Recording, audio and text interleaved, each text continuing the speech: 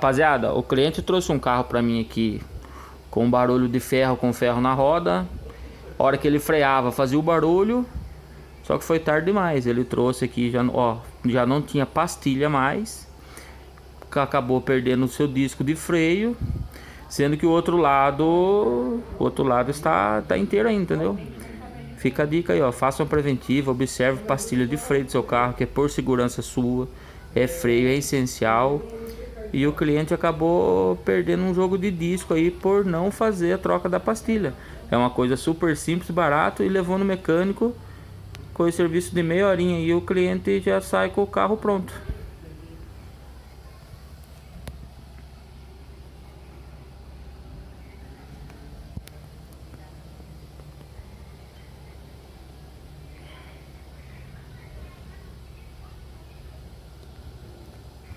No tanto que vou mostrar aqui pra vocês aqui, ó, no outro lado, ó, o disco do carro tá inteiro, entendeu?